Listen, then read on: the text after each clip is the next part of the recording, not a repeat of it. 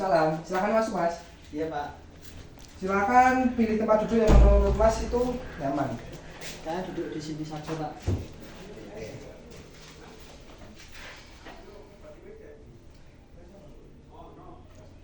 Bagaimana kabarnya Mas Ilham hari ini?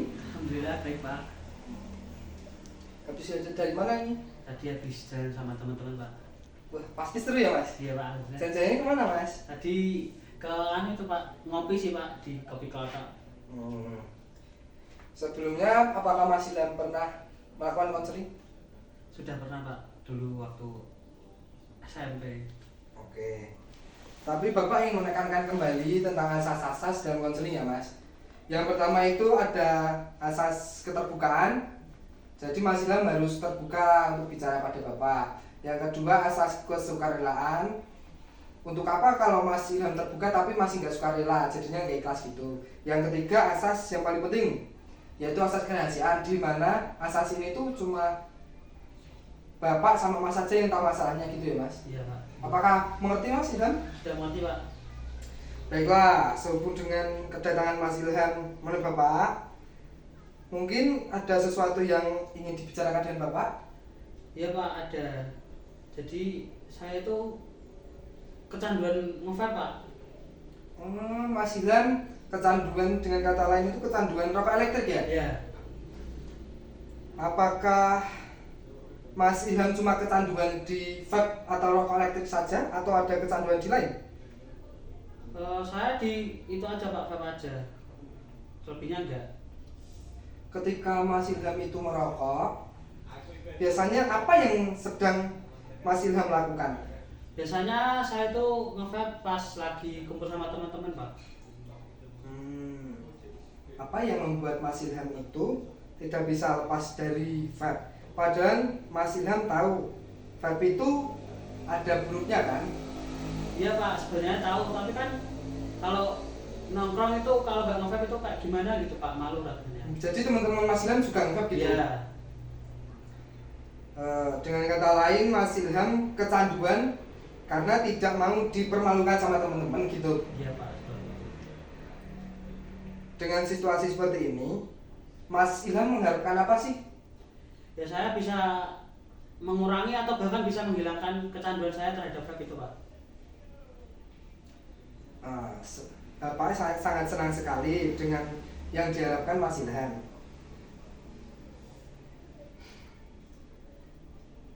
Sekarang Mas Ilham ingin berhenti meng-vape atau berhenti dari rokok elektrik ya jadi? Iya. Baiklah, dari awal tadi kita sudah membicarakan masalah Mas Ilham, bahwa Mas Ilham mempunyai kebiasaan buruk, yaitu menggunakan rokok elektrik atau vape itu ya. Iya Pak. Dan Mas Ilham ingin berhenti dari vape itu. Lalu Mas Ilham, apakah ada cara lain untuk lepas dari vape atau rokok elektrik, atau mungkin Mas Ilham ada ide sendiri? Karena yang menentukan keberhasilan itu Mas Ilham sendiri juga. Saya itu melihat tips-tips di Google itu Pak untuk mengurangi vape dengan cara apa ya, mengganti dengan permen karet atau permen-permen gitu Pak. Oke. Bagus sekali Mas Ilham sudah membaca beberapa tips untuk berhenti menggunakan rokok elektrik atau vape itu. Untuk menjauhi sebab-sebab keinginan nge-vape Mas Ilham, apa yang akan dilakukan oleh Mas Ilham? Jadi begini Pak, saya itu kan ketergantungan terhadap vape itu karena teman-teman saya itu banyak yang nge-vape. Dan juga ketika saya sering nge-vape-nya itu saat nongkrong atau kumpul bersama teman-teman. Jadi menurut saya akan mengurangi intensitas untuk berkumpul dengan teman-teman Pak. Bagus sekali ya Mas. Setidaknya Mas Ilham sudah memiliki alternatif atau cara untuk memecah permasalahan Mas Ilham.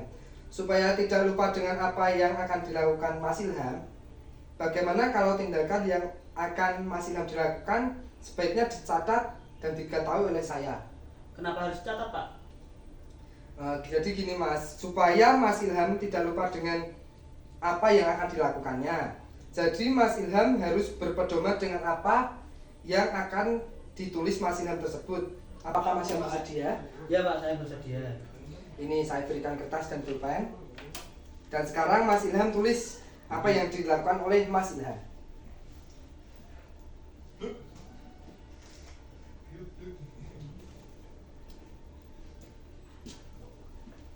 Baik Pak, sudah. Oke, Mas Ilham. Baiklah, Mas Ilham, sekarang kertas ini silahkan dibawa lagi.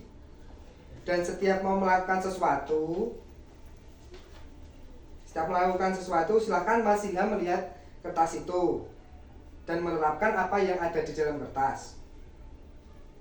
Saya yakin Mas Ilham melakukannya dengan sungguh-sungguh kan? Ya Pak. Maka permasalahan Mas Ilham akan segera hilang. Mungkin kira-kira Mas Ilham mau melaksanakannya kapan? Mungkin secepatnya atau bisa besok aja Pak. Oke. Lebih cepat lebih baik ya Mas Ilham. Iya Pak.